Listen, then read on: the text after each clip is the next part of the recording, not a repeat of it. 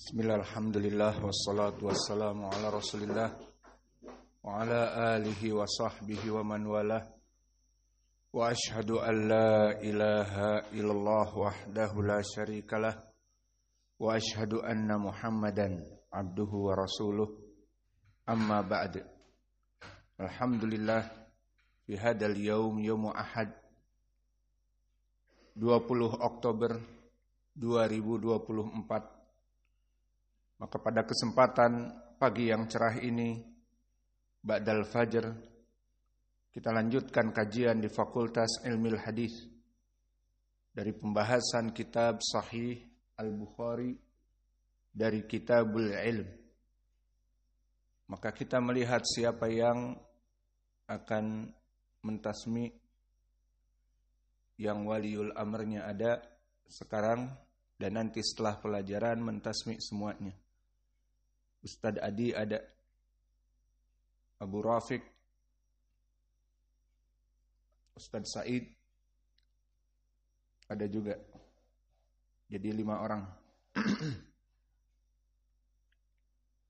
Bismillahirrahmanirrahim. Bukhari rahimahullah, haddatsana Ismail, haddatsani Malik, an Ishaq bin Abdullah bin Abi Talha, anna Abu Murrah mawakil bin Abi Talib akhbarahu an Abi Waqid al-Laythi anna Rasulullah sallallahu alaihi wasallam bainama huwa jalisun fil masjid wan nasu ma'ahu idza aqbala thalathatu nafarin fa aqbala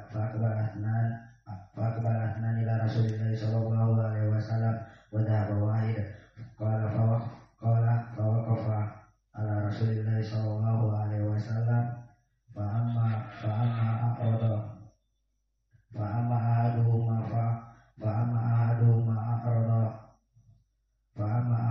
ahaduhuma marah furjatan fil halqa fajalasa fiha wa amma al-akhar fajalasa khalfahu wa amma thalith fa'adabara dhahiban falamma faragha Rasulullah sallallahu alaihi wasallam qala ala ukhbirukum anin nafar thalatha amma ahaduhuma fa'awa ilallah wa amma al-akhar fastahya Allahu minhu wa amma al-akhar fa'arada Allahu anhu.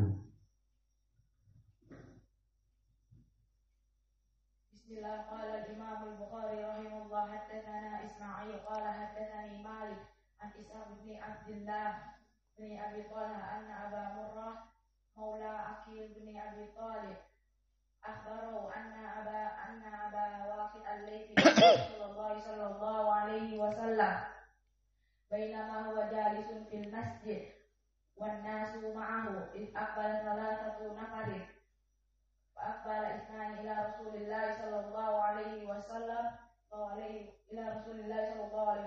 dhahaba wahidun falamma waqafa Rasulullah sallallahu alaihi wasallam fa amma ahaduhuma qara'a furjatan fil halqati fajalasa fiha wa amma al-akharu fajalasa khalfahu wa amma al-thalithu fa'adbara ghaiban falamma faragha Rasulullah sallallahu alaihi wasallam qala ala ukhbirukum anin nafari thalatha amma ahaduhum fa'awa ilallah Allah wa amma al-akharu fastahya Allah minhu wa amma al-akharu fastahya Allah minhu wa amma al-akharu fa'arada Allah anhu. Bismillah. Qala al-Imam Al-Bukhari rahimahullah ta'ala, haddatsana Ismail qala haddatsani Malik an Ishaq ibn Abdullah ibn Abi Talha anna Aba Murrah akhbarahu anna Aba Murrah maula Aqil ibn Abi Talib akhbarahu an Abi Waqid al-Laythi radiyallahu anhu qala anna Rasulullah sallallahu alaihi wasallam bainama huwa jalisun fil majlis إذ أقبل 3 نفر إلى رسول الله صلى الله عليه وسلم فأقبل 2 وذهب 1 فوقف على رسول الله صلى الله عليه وسلم فوقف على رسول الله صلى الله عليه وسلم فأما أحدهما فرأى فرجة في المجلس فجلس فيها وأما الآخر فجلس خلفه وأما الآخر فأدبر ذاهبا فقال رسول الله صلى الله عليه وسلم ألا أخبركم عن النفر الثلاثة أما أحدهم فآوى الله وأما أحدهم فاستحيا الله وأما الآخر فأعرض الله عنه. بسم الله.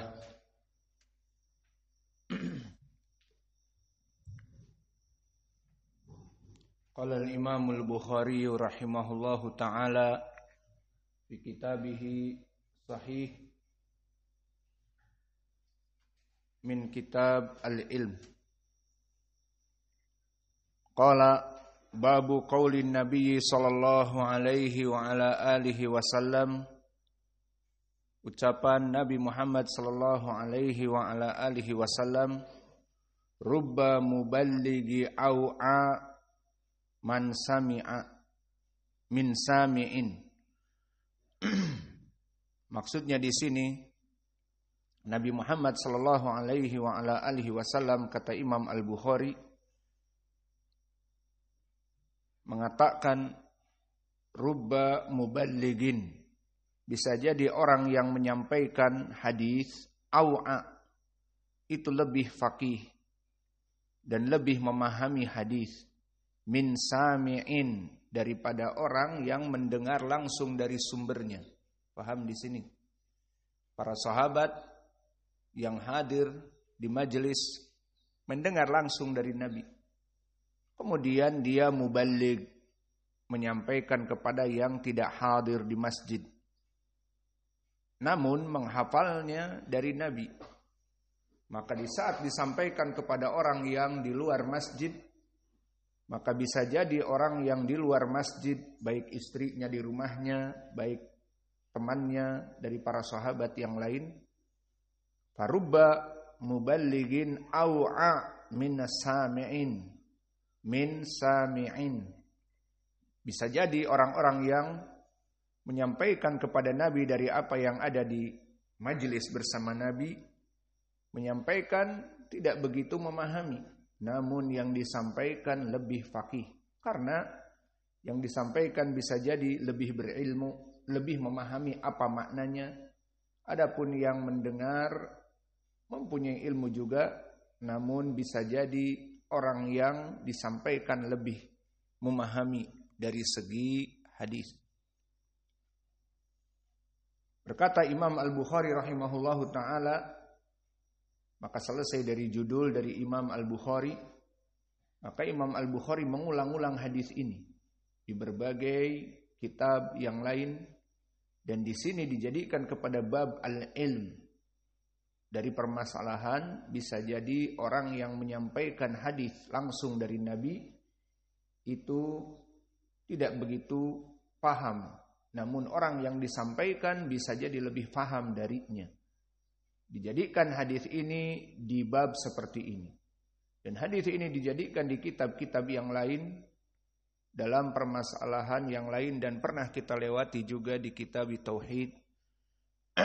Qala al-Imam al-Bukhari rahimahullahu ta'ala, haddatsana Musaddad, qala haddatsana Bishr, qala haddatsana Ibnu Aun, an Ibni Sirin, an Abdurrahman Ibni Abi Bakrah, an Abi. Maka di sini antum lihat bagaimana sanadnya turun menjadi 6 rawi kepada Nabi. Maka dinamakan sanad yang nazil dibanding sanad-sanad Imam Al-Bukhari yang sebelumnya yang hanya 4 sanad.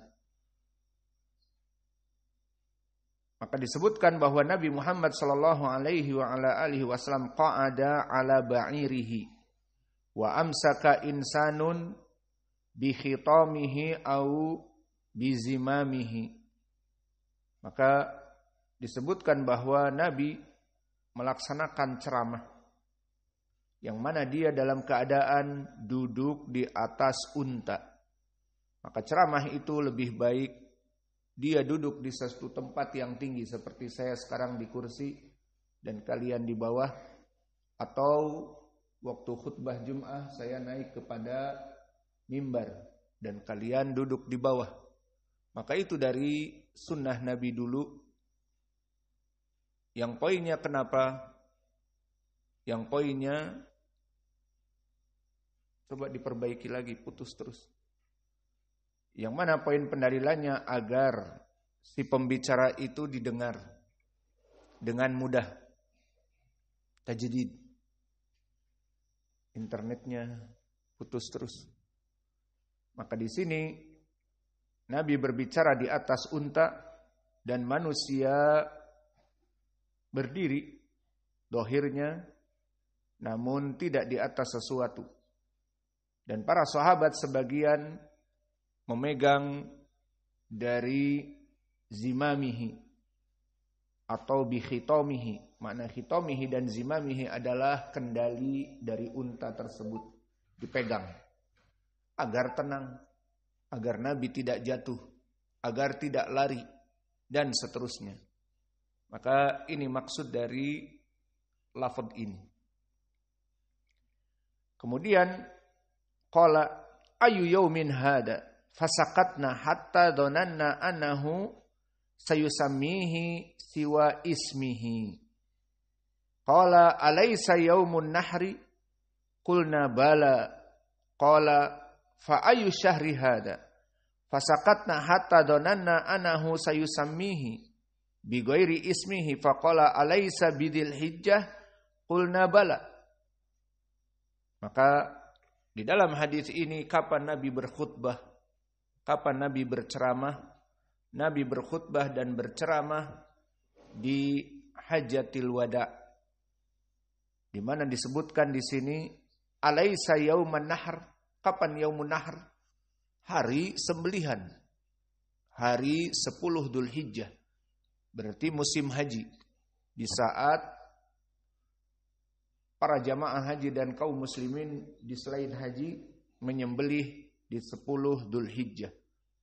Maka di sini poinnya bagaimana para sahabat tidak mau lancung untuk menjawab pertanyaan Nabi. Dikarenakan takut mereka turun wahyu dan sebagainya, bahwa ini adalah ucapan Nabi dalam keadaan memberikan fatwa. Bisa jadi Al-Quran turun. Bisa jadi ada wahyu yang turun. Maka di saat ditanya, ayu yaumin hada?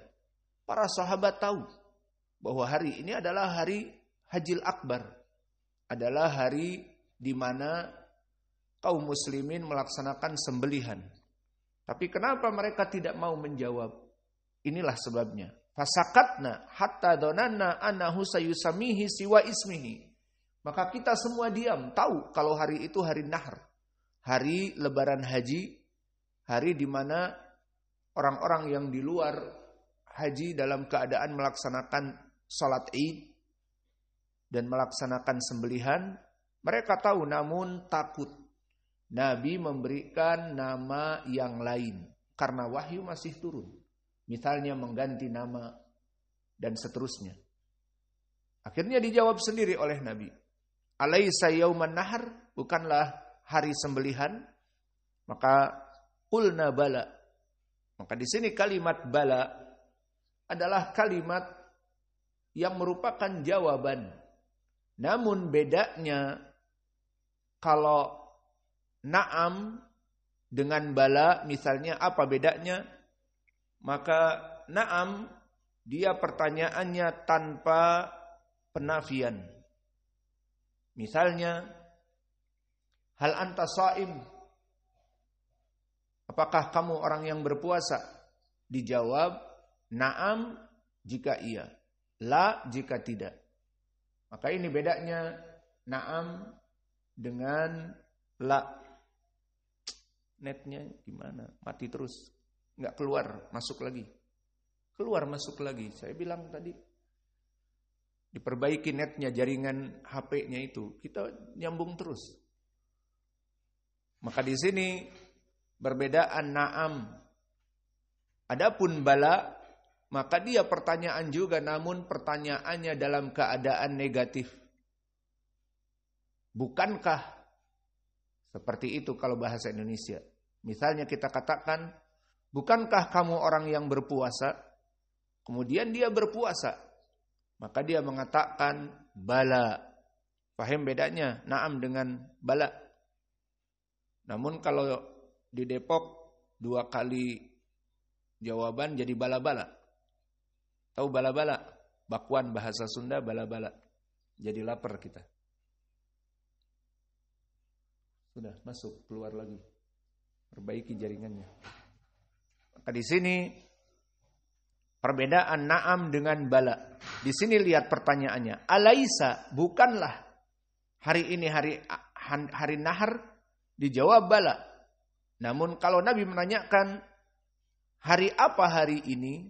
Baru atau hari ini apakah hari Senin? Atau apakah hari nahar? Hari nahar dijawab na'am. Namun di saat menafikan alaisa yauman nahri? Bukankah hari ini hari nahar? Dijawab bala.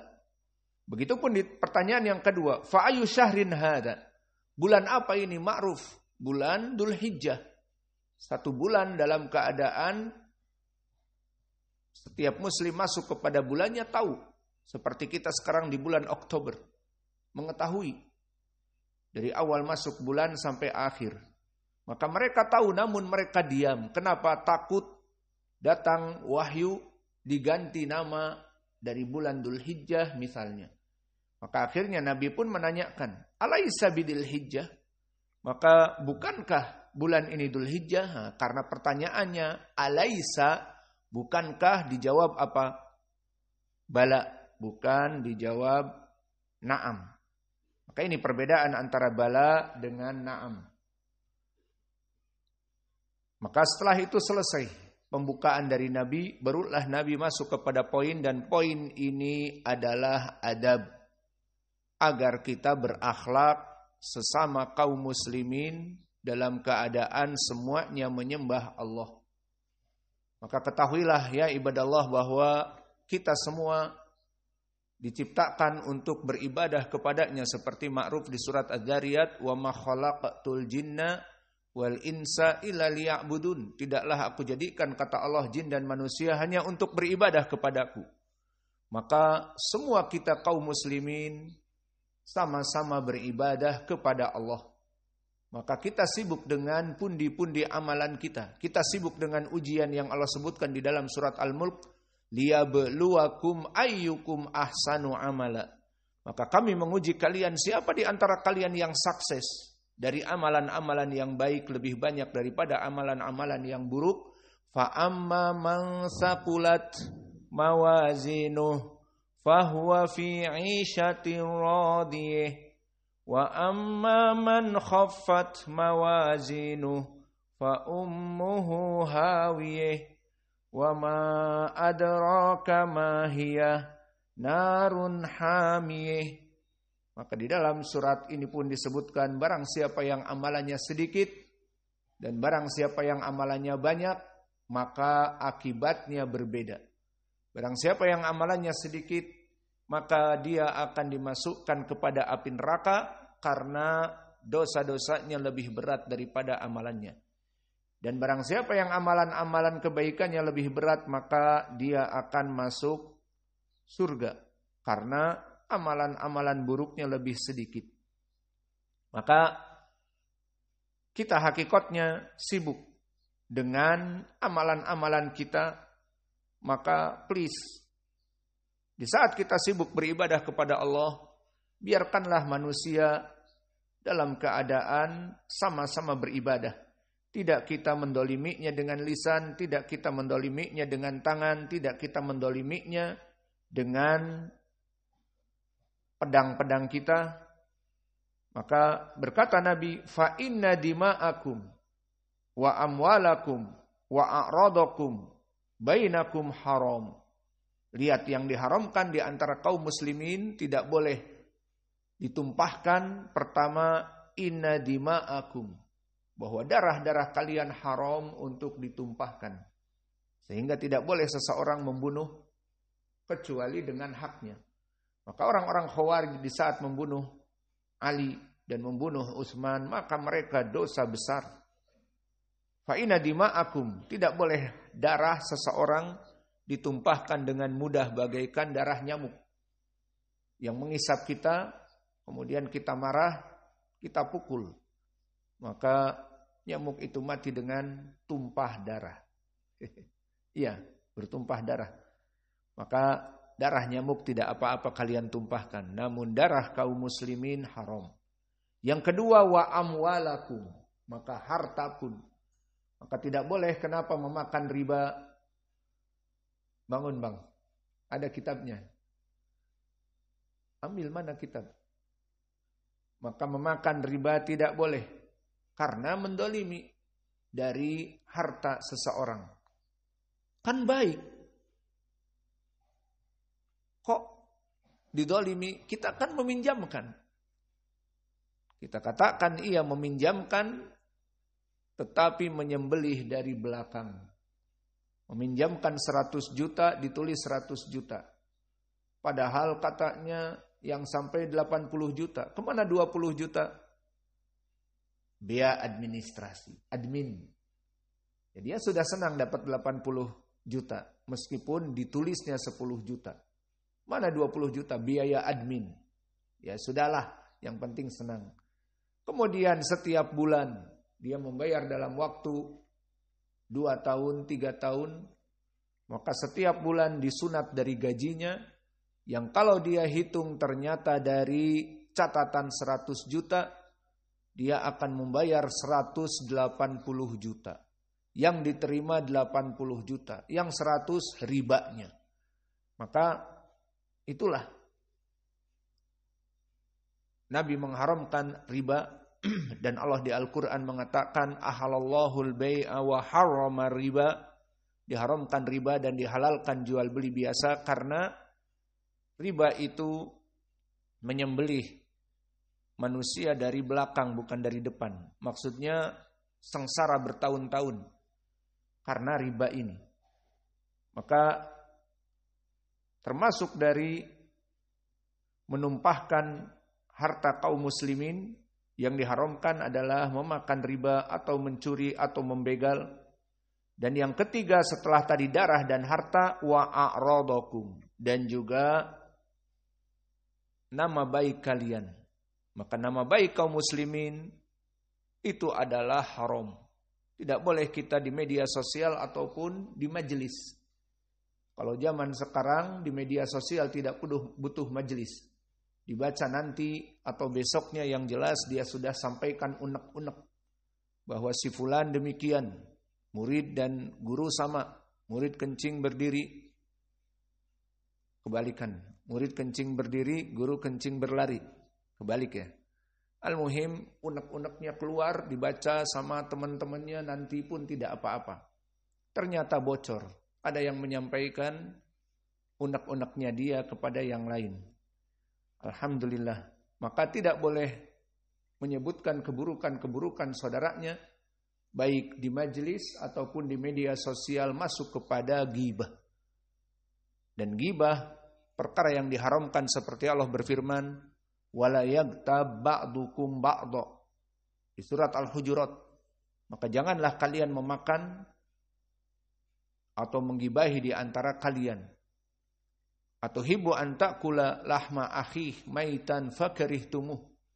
Maka dimisalkan gibah itu haram karena kalian memakan daging-daging busuk dari saudara-saudara kalian. Fakarihtumuh, maka bencilah gibah karena kalian memakan daging. Itu permisalan dari Allah di dalam Al-Qur'an dan permisalan di dalam hadis.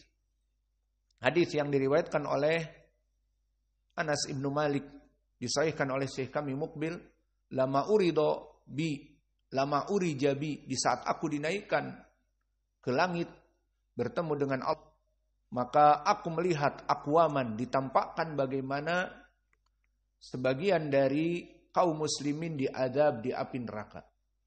Fara'aitu nasa lahum azfar, aku melihat manusia mempunyai cakar-cakar min nuhas dari adimentium. Ya, ada adimentium. dari baja. Adamantium hanya si Wolverine saja, karangan. Maka dia mempunyai cakar-cakar dari baja, nuhas, bukan adamantium. Kemudian mencabik-cabik dari wajahnya dan mencabik-cabik dari dadanya. Maka mati. Setelah itu dihidupkan dan mempunyai cakar lagi, tumbuh. Cakarnya begini, bukan begini. Maka cakarnya tumbuh lagi. Maka dia robek-robek wajahnya dan dia robek-robek dadanya. Mati. Dihidupkan lagi. Maka perkara yang sangat mengerikan. Maka Nabi bertanya kepada malaikat, "Man haula?" Apa kata malaikat? "Haula min qaumik." Mereka dari umatmu ya Muhammad. Bagaimana? Dari umatnya diadab sedahsyat seperti ini. Haula alladhi ya'kuluna a'rad haula alladhi ya'kuluna luhuman nas fawaqa'u fi a'radihim. Maka mereka tukang makan daging-daging manusia saudaranya sendiri. Maka di dalam ayat, di dalam hadis sama. Mereka dimisalkan memakan daging-daging saudaranya yang busuk. Maka daging ayam busuk mau dikasih untuk gorok. Kalian makan. Meskipun dibumbui kecap. Bau. Mau. Itu ayam yang busuk. Bagaimana dengan daging saudaranya yang busuk? Itu dimisalkan menunjukkan bahwa wallahu a'lam mungkin hakikoh seperti itu. Bahwa orang-orang yang melaksanakan gibah gambarannya bagaikan makan dari daging saudaranya yang busuk. Di hadis disebutkan seperti itu. Siapa mereka? Mereka orang-orang dari umatmu ya Muhammad. Dan mereka kebiasaannya makan daging-daging busuk dari saudaranya. Barulah setelah itu disebutkan hatta waqa'u fi a'radihim. Maka sampailah mereka mendiskreditkan saudaranya. Ini poinnya. Maka di hadis tadi wa a'radakum, Nabi ceramah, darah kalian dan harta kalian dan nama baik kalian. Dan tadi di hadis ghibah disebutkan mereka masuk kepada mendiskreditkan nama-nama baik. Maka ini alasan dari ghibah diharamkan, dan di sini masuknya juga sama wa a'radakum bainakum haram. Maka diharamkan 3 perkara. Harta, darah, dan nama baik. Sesama muslim sibuk untuk beribadah. Jangan disibukkan kepada 3 perkara ini. Melihat harta orang lain diambil tanpa izin. Melihat dari ingin menumpahkan darah, maksudnya ingin berbuat jahat sampai membunuhnya. Ataupun kepada saudaranya, melihat saudaranya lebih baik darinya, akhirnya dia mendiskreditkan di media sosial agar jatuh, agar dia menjadi orang yang dijauhi oleh manusia. Maka ini semuanya haram. Kahurmati yaumikum hada. Semuanya adalah perkara yang haram seperti haramnya hari ini. Maka hari itu adalah hari yang haram. Fi syahrikum hada. Maka syahrul Dzulhijjah, bulan yang haram. Ada berapa bulan haram? Syahrul Hurum ada 4 bulan. Di antaranya Dzulhijjah.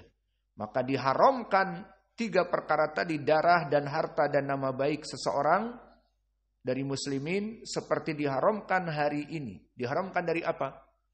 Kahurmati yaumikum hada. Hari Dzulhijjah, hari sembelihan diharamkan apa? Diharamkan makan dan minum. Iya apa tidak? Maka seperti diharamkan hari ini dari makan dan minum. Dan diagungkan hari Id. Fi syahrikum hada. Dan di bulan ini, bulan yang haram. Fi baladikum hada. Dan di negeri ini. Di mana negeri Mekah dinamakan Al-Haramain, juga Madinah. Ada batas-batas, tidak boleh melaksanakan perkara-perkara yang sudah disepakati oleh Nabi haram. Tidak boleh melaksanakan misalnya perburuan. Maka tidak boleh di tempat itu melaksanakan perburuan. Ada batasannya al-haram itu. Maka haram semuanya. Kemudian poin pendalilannya di sini, liyuballighu syahid al-ghaib. Maka orang-orang yang hadir di sini banyak, ribuan atau puluhan ribu yang haji bersama Nabi. Maka Nabi berteriak-teriak disampaikan kepada yang berikutnya, tidak ada mikrofon. Maka dikatakan an yuballigha, agar liyuballigha syahidu al-ghaiba, yang hadir di sini menyampaikan kepada yang tidak hadir. Berarti nanti kalau mereka pulang ke rumah sampaikan pesan Nabi, itu maknanya. Fa inna asyahida asa an yuballigha man huwa au alahu minhu. Maka sampaikan yang hadir kepada yang tidak hadir. Karena yang hadir nanti kelak akan menyampaikan kepada yang tidak hadir, bisa jadi yang tidak hadir lebih faqih. Paham? Maka dia hadir menyampaikan kepada saudaranya, menyampaikan kepada ustadznya, menyampaikan kepada keluarganya. Ternyata ustadznya lebih paham dari yang dia sampaikan. Dan itu banyak seperti itu. Maka ini dari matan hadis. Adapun dari segi sanad, kita balik sekarang. Kembali ke sanad. Haddatsana Musaddad. Maka siapa Musaddad? Musaddad ibnu Musarhad, ibnu Musarbal, ibnu Mustawrad, Al-Asadi, Al-Basri, Abul Hasan. Maka dia adalah gurunya Imam Al-Bukhari yang namanya paling aneh. Sehingga kita dari dulu mudah menghafalnya. Di saat kita mendengar dari Syekh kami Mukbil membaca, qala al-Imamul Bukhari rahimahullahu ta'ala haddatsana Musaddad. Indak man Musaddad? Kita langsung tahu. Musaddad ibnu Musarbal, ibnu Musarhad, ibnu Mustawrad. Kenapa? Namanya ganjil. Coba kalau seperti siapa namanya? Abdullah ibni Abdurrahman ibnu tertukar, susah. Karena nama yang ma'ruf. Namun di sini Musaddad ibnu Musarhad, ibnu Mustarbal, ibnu Mustawrad itu mudah. Dan Musaddad yang rajih bukan nama. Namanya adalah Abdul Malik ibni Abdul Aziz. Nah, sekarang kalau nama aslinya disebutkan bisa mudah menghafal. Susah. Haddatsana siapa? Abdul Malik ibni Abdul Aziz. Karena Abdul Malik ma'ruf seperti nama-nama yang lain. Abdul Aziz, Abdul Rahman, Abdul Ghafur. Banyak nama-nama abad-abad. Namun Musaddad hanya satu. Musarbal, Musarhad, Mustawrad, mudah. Maka inilah nama gurunya Imam Al-Bukhari yang paling aneh, maka mudah dihafal. Maka pengen kalian mudah dihafal namanya, bikin aja nama yang aneh. Iya, Ucok, aneh apa enggak? Mudah dihafal. Maka ini adalah laqab Musaddad dan namanya Abdul Malik. Dan dia hidup di tabaqah yang ke-10 dari guru besarnya Imam Al-Bukhari. Seperti yang lainnya yang pernah kita lewati.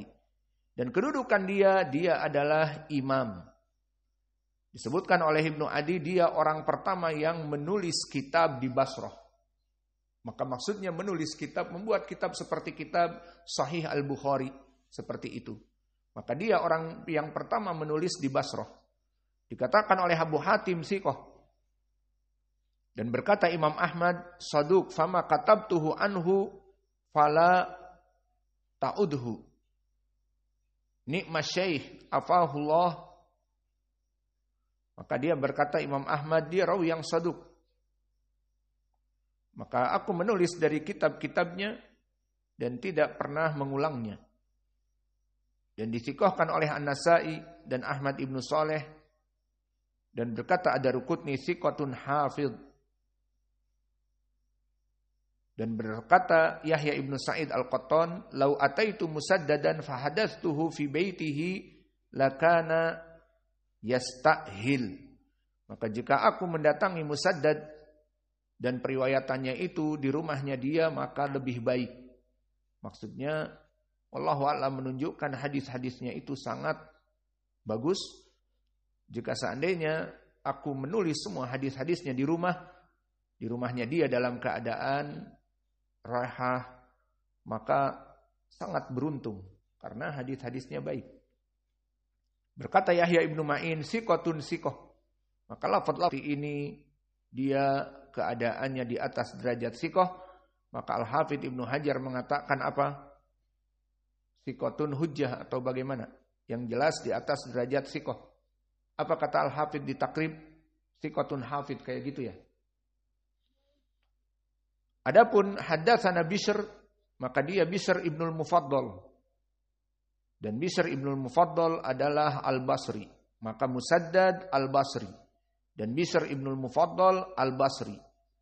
Maka sanad ini dari dua rawi ini Al-Basriyan. Dan Bishr ibnul Mufaddal fi tabaqah as-saminah. Apa tabaqah as-saminah? Tabaqah itba'ut tabi'in al-wusta. Hidup di zamannya Hamad ibnu Zaid, Hamad ibnu Salamah, dan Abdullah ibnu Mubarak di tabaqah ini. Dan Sufyan ibnu Uyainah. Dan kedudukan Bishr di atas derajat siqah. Maka oleh sebab itu berkata Imam Ahmad, Bishr ibnul Mufaddal ilaihil muntaha fi tathabbut bil Basrah. Maka Bishr ibnul Mufaddal orang yang sangat paling kuat hafalannya dari negeri Basrah. Maksudnya orang-orang ahli Basrah itu jika dikumpulkan maka Bishr ibnu al-Mufaddal orang number one. Berkata Yahya ibnu Ma'in min athbat suyukh al-Basriyin. Maka dari orang-orang yang paling kuat periwayatan dari Basrah di antaranya Bishr ibnu al-Mufaddal. Dan Abu Zur'ah ditanya tentang dia, dikatakan juga siqah dan disiqahkan oleh Muhammad ibnu Sa'ad. Kemudian haddatsana Ibnu Aun. Siapa Ibnu Aun? Ibnu Aun namanya Abdullah ibnu Aun ibnu Artoban. Abdullah ibnu Aun ibnu Artoban. Maka dia Al-Muzani Al-Basri. Maka dia dari Basrah juga. Maka tiga rawi ini dari Basrah.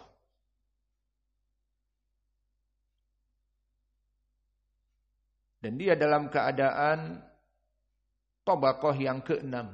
Berarti dari tadi yang ke-8, rawi yang sebelumnya, kemudian sekarang yang ke-6. Maka Abdullah ibnu Aun sama-sama Basri dan dia di tabaqah yang ke-6, tabaqahnya tabi'in yang paling kecil. Dan hidup di sini siapa? Ibnu Jurayj, Abdul Malik ibni Abdul Aziz. Dan dia adalah rawi yang di atas derajat siqah, disiqahkan oleh Ibnu Sa'ad. Dikatakan oleh Ibnul Mubarak, ma ra'aitu ahadan afdal min Ibni Aun. Aku tidak pernah mendapati dari guru-guruku yang paling mulia kecuali Abdullah ibnu Aun. Siapa yang berkata? Abdullah ibnu Mubarak imam. Maka dia kedudukannya besar di sisi Abdullah ibnu Mubarak. Makanya dia di atas derajat siqah. Berkata Abu Hatim siqah. Dan Ismail ibnu Ulayyah mengatakan bahwa Bishr ibnul Mufaddal adalah min hufadi ahlil Basrah, bahwa dia dari para penghafal dari Basrah. Maka ini dari ketiga rawi yang kita pelajari dari Musaddad, dari Bishr ibnul Mufaddal, dari Abdullah ibnu Aun, semuanya Al-Basri. Kemudian berpindah kepada An Ibn Sirin. Siapa Ibnu Sirin namanya? Ya Muhammad. Siapa nama Ibnu Sirin?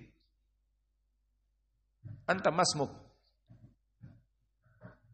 Muhammad ibnu Sirin. Ayo, dibocorin.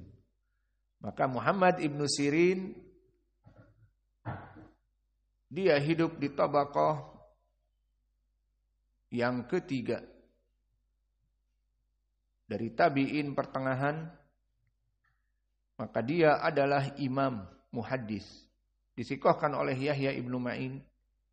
Dan berkata Muhammad ibnu Sa'ad, kana thiqatun ma'munan, aliyan rafi'an faqihan imaman, kathirul ilm wara'an.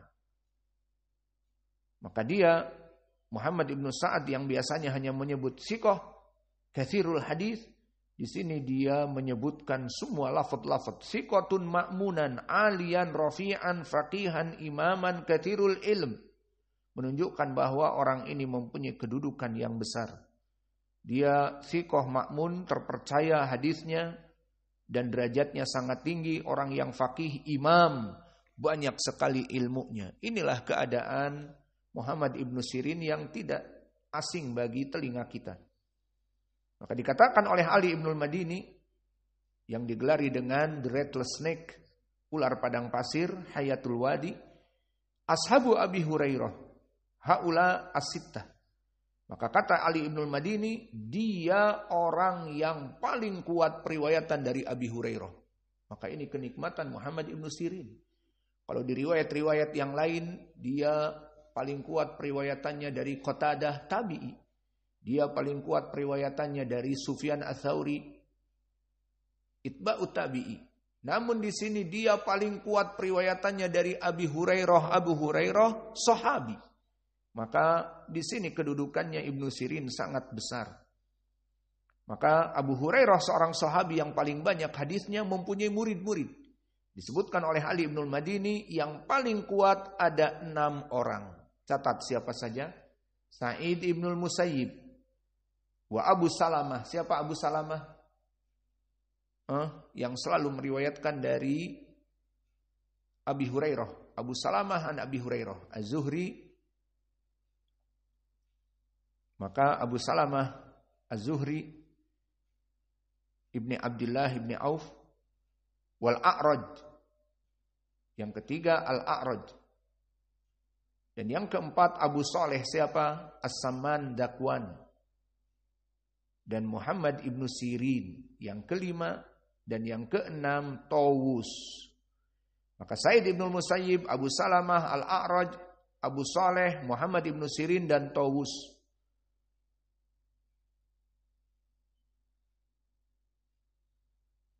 Dan berkata Hisham ibnu Hasan, muhadis juga di kelompok tabi'in kecil, haddatsani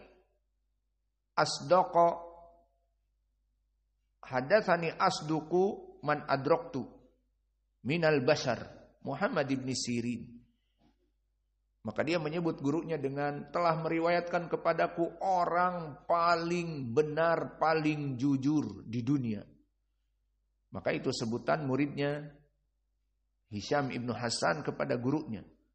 Jika dia meriwayatkan hadis, bukan hanya sekedar haddatsana Ibnu Sirin, tapi haddatsana asdaqun nas. Maka telah meriwayatkan kepadaku orang paling jujur, paling benar di dunia. Ini ihtiram kepada guru. Menyebutkan guru-gurunya kebaikan sebagai rasa terima kasihnya mendapatkan ilmu, mendapatkan bimbingan. Dan dari ucapan-ucapan Ibnu Sirin yang masyhur banyak. Seperti yang sering kita ulang, inna hadal ilma dinun. Inna hadal ilmu dinun. Fangduru amman ta'khudunah. Bahwa sungguhnya menuntut ilmu itu agama. Maka barang siapa yang menuntut ilmu, dilihat siapa gurunya. Bukan ada pengumuman di pinggir jalan, ada UAH, Tabligh Akbar, UAS, USA, United States of America, dan seterusnya. Maka dipoto, dibagikan. Atau disuruh keluarganya menuntut ilmu. Atau murid-muridnya, ayo pondok libur. Semuanya menghadiri UAH, UAS, USA, dan seterusnya. Maka ini tidak sembarangan. Seseorang menuntut ilmu dan mengajak manusia untuk menuntut ilmu, siapa yang akan dihadiri? Maka bisa jadi dia tadinya biasa-biasa saja, tidak sesat. Namun gara-gara duduk dengan seseorang salah memilih teman atau menghadiri tabligh akbar yang dihadiri oleh mereka orang-orang dai-dai yang buruk, maka akhirnya dia menjadi sesat. Maka nasihat emas dari Ibnu Sirin sangat baik, bahwa hati-hati dalam menuntut ilmu, karena ilmu itu adalah agama. Maka dilihat siapa yang mengajar kamu, siapa guru kamu. Dan ini sesuai dengan hadis yang diriwayatkan oleh Abu Hurairah yang disahihkan oleh Syekh kami Muqbil. Al-mar'u ala dini khalilih falyangdur ahadukum man yukhalil. Bahwa seseorang tergantung dari teman dekatnya. Jika kita mempunyai teman dekat orang jamaah tabligh, orang Syiah, orang Roja, atau gedug-gedugnya Firanda, Abdus Salam, dan yang lainnya, maka kita akan dijadikan untuk berbasa-basi dengan kelompok ahlul bid'ah. Dengan dari Sulaiman teman, dengan orang-orang Maulidan teman, dan yang lainnya teman. Karena manhaj mereka memang seperti itu. Semuanya teman. Seperti pramuka, di sini senang, di sana senang, di mana-mana hatiku senang. Tidak ada musuh. Allah ada musuh. Siapa? Yang menyinggungnya akan musuh. Dan tidak ada yang menyinggung mereka kecuali ahli sunnah seperti kita. Akhirnya kita menjadi musuh. Itu hakikatnya. Kemudian meriwayatkan dari Abdurrahman ibni Abi Bakrah. Maka dia adalah anak dari seorang sahabi. Abdurrahman anaknya sahabi Abu Bakrah. Maka dia di tabaqah yang kedua.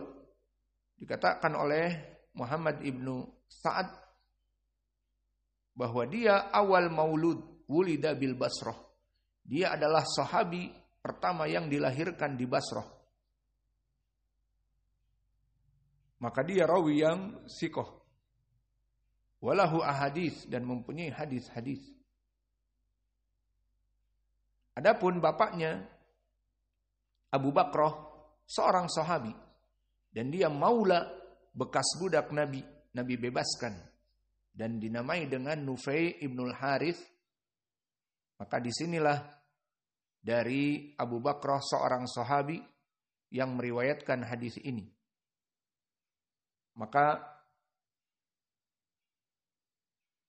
ini yang bisa kita berikan dari hadis pada hari ini.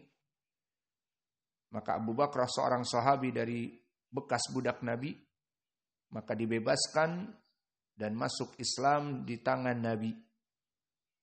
Dan diberikan ilmu sehingga menjadi sahabat yang agung. Maka faidah dari ilmu ini secara umum, tadi telah kita sebutkan, agar kita ini beradab sesama kaum muslimin, sesama penyembah Allah. Beradab, tidak lancung menumpahkan darah kaum muslimin, tidak lancung menumpahkan harta kaum muslimin yang bukan haknya, tidak boleh diambil dan seterusnya. Dan juga menjaga nama baik. Tidak sembarangan. Nama baik kaum muslimin tidak pantas disebarkan di media sosial dan seterusnya, atau di majelis-majelis menjadi ghibah. Ini inti dari hadis. Dan faidah dari segi ilmu, kitabul ilm, Nabi Muhammad memberikan hadis ini dari bab, Imam Al-Bukhari menuliskan hadis ini dari bab rubba baligin. Bisa jadi orang yang meriwayatkan hadis dari Nabi ataupun dari gurunya, itu di saat menyampaikan kepada orang yang lain yang tidak hadir, justru yang tidak hadir lebih faqih. Karena memang dia orang yang faqih, memahami apa ucapan Nabi meskipun tidak hadir. Maka di sini menjadi pendalilan bahwa bisa jadi para penuntut ilmu dia tidak memahami dalam bab tersebut. Kemudian di saat disampaikan kepada orang yang lebih faham padahal tidak hadir, lebih faham, lebih menjelaskan dan seterusnya. Itulah kita manusia, menyampaikan apa yang kita dengar dari pelajaran, dari hadis, maka ternyata yang di rumah lebih faham. ini dimasukkan oleh Imam Al-Bukhari dalam babnya, bab ini. Adapun dari segi akhlak dan adab, maka jelas hadis ini sangat agung. Hadis yang menjelaskan bagaimana haramnya darah dan haramnya harta dan haramnya nama baik dari kaum muslimin. Wa naktafi ila huna wa jazakumullahu khaira wa barakallahu fi ilmikum. Subhanakallahumma bihamdika asyhadu an la ilaha illa anta astaghfiruka wa atubu ilaik.